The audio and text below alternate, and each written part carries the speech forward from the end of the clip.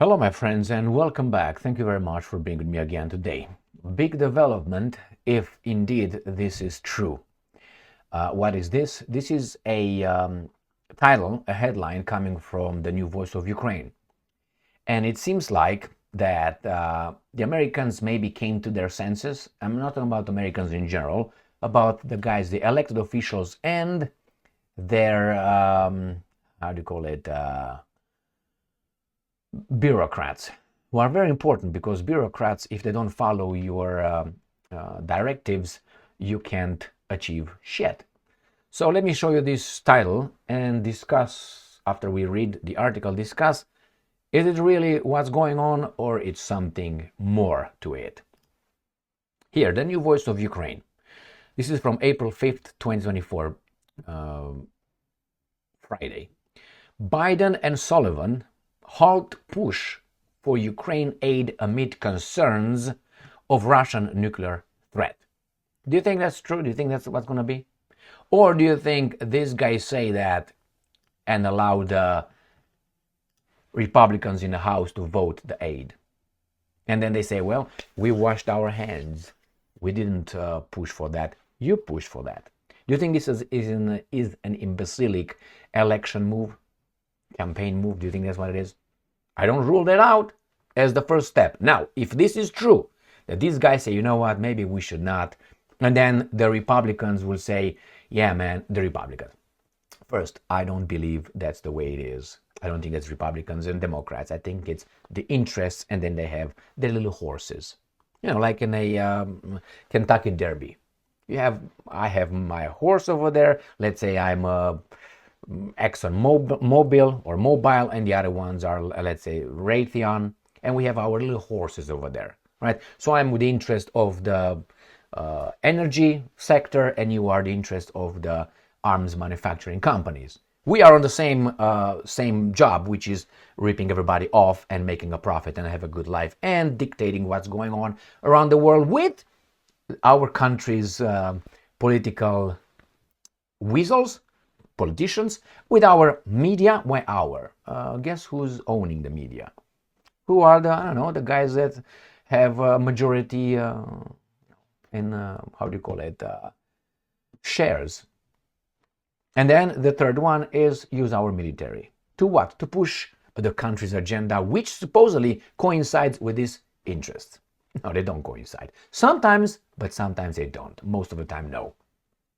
So we have here Biden and Sullivan will say, no, we're against it. But we have the other horse, which is the so-called Republicans in the House, that will surprisingly, Johnson, whatever, and others will vote. Let's send the aid. Not 60 billion to Ukraine. We're going to send 55 or 50. We negotiated. It was a fierce fight, man. It shouldn't have even been talked about. No talk about it whatsoever. But they do. That's what I think is partly of the issue. Let's move on. Because if I take this as real, then hey, maybe, these guys became a man. US President Joe Biden and his national security advisor, Weasel Jake Sullivan, bought into, quote-unquote, idea that Russia could use nuclear weapons if the US provides Ukraine with, again, too many weapons. Didn't I say for so many times that this is a controlled war in Ukraine? Yes, it is. What do you mean, too many? And it's not a total war, total Krieg. No, it's not totalen Krieg. There's nothing like that. Nothing like that. If it would be total Krieg, the Russians would have used nuclear weapons on the 25th of February. Not 25th. Maybe when they realized they were screwed by those guys over there after the negotiations from Istanbul. They say, well, you know what? We don't want to have our boys being killed. This is what we're going to do. We're going to copy the good master, Al Capone. If that was good for them, it's good for us too, right? Stop the war that we started unprovoked, right? That's how the narrative goes. And save our boys' lives. Oh, it worked for you just fine, but for us, no. Why? Oh, I tell you why. Because you're the good guys, we're the bad guys. Got it. So let's move on. So, too many weapons. Head of the U.S. Foreign Affairs Committee, Michael McCall, said in an interview with Puck News on April 2nd, and I'm quoting, Jake Sullivan, who has a cracked rib, I'm going to talk about that too, is too cautious. He's very timid. Really? Didn't I say that? Well, it doesn't really matter. Jake Sullivan was supposed to go and meet Master BS, MBS, Mohammed bin Salman of Saudi Arabia. He was to go over there to get shouted again at. Because last time when they met, MBS yelled at this guy, don't ever fucking bring that issue in front of me, mother. My pussy hurts. And he sent Sullivan in his safe space. That's exactly what I was over there. Just kidding. Obviously, these imbeciles, you can't make jokes here. They would say, oh, fact check, he was not there. Actually, they don't know if I was or not. They can't prove I was or not. So anyway, I don't have to prove shit. I make the claim and then you guys, no, you weren't. Anyway, so remember when Sullivan went over there about what? 2 years maybe? And he told bin Salman before he was reinstated as an acceptable leader, I don't care about him. That's his country's business to do whatever, not mine. And Turkey and the widow and so on. But he talked about with MBS telling him that we are concerned, United States is concerned with the death of Khashoggi. And he said, you never fucking bring that to me again. No. Oh, he left. Before he could be bitch slapped, he slithered to his safe space. That's exactly how it was. So and now he says, Jake Sullivan says that he's got a broken rib as an accident. My friends, I tell you that you don't crack a rib so easily. All right. First, the second, I had a cracked rib from fighting. When I had my second degree black belt and I fought, I don't know, 40, 50 fights over there. Bam, bam, bam. I don't even know right now how many. In Kyokushin, for the second black belt, you have to fight 40 fights one after another. After you get examined and so on. So these guys, I fought more than 40 because they started easy and then they went hard. Yeah, I got my broken rib in the first, I don't know, 10 minutes of my examination. So I fought the rest with a broken rib.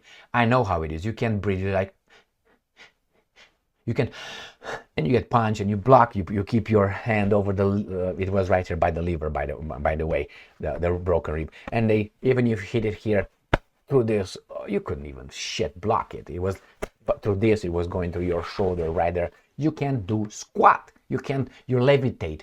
So yeah, when Jake Sullivan cracked a rib, broke a rib, what? Well, like someone banged him or what? Or he fell like a bitch that he is. He doesn't even know how to fall. He's like a leaf. Anyway, this is Sullivan. Feeble motherfucker. Feeble everywhere. He's a weasel. And I'm calling. And he has bought into the idea that if we give them, Ukraine, too much, Russia will use tactical nuclear weapons against us. I don't think it's going to be against you. It's going to be against the poor Ukrainians. Most of the intelligence I've seen suggest that they won't. Suggest, would take a chance?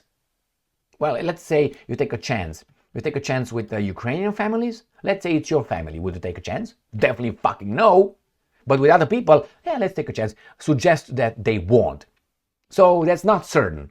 Would you play with your family that game? Or you play with some Ukrainians, I don't know, 8,000 miles away from your sorry ass? Exactly. That's why these guys are so tough. Because they're far away from the conflict. As I said, stop this garbage over there. No, they won't. They still make a big profit over there. So let's move on. Because that would be a game changer for everybody. Yeah, but you're gonna take your little toys and you're gonna go to your little safe space. That's what you're gonna do. You're gonna be real. He also noted that Biden is like-minded. No, he's light-minded. He's no-minded with Sullivan on this issue and is as cautious about helping Ukraine as Sullivan. According to McCall, U.S. Secretary of State Blinken, another. On the contrary, at the beginning of the full-scale Russian invasion, fully supported provision of MiG-29 MiG fighters to Ukraine. Oh, obviously, to his brother Zelensky Stein, what do you expect? And it is Sullivan who is primarily slowing down assistance to Ukraine. And I'm quoting, it's not him, Blinken, slowing down aid for Ukraine. I think it's Jake Sullivan and the White House. You think or you know? If you think or you know? I'm talking about, are you for sure? Or you think, like I think, tomorrow is going to be a great day?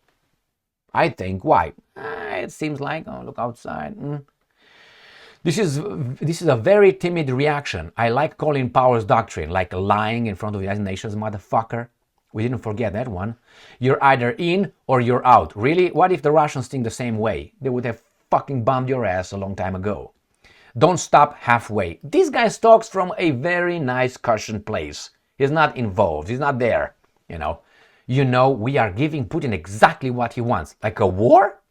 It is exactly what he wants, to have his economy destroyed, at risk that his country will,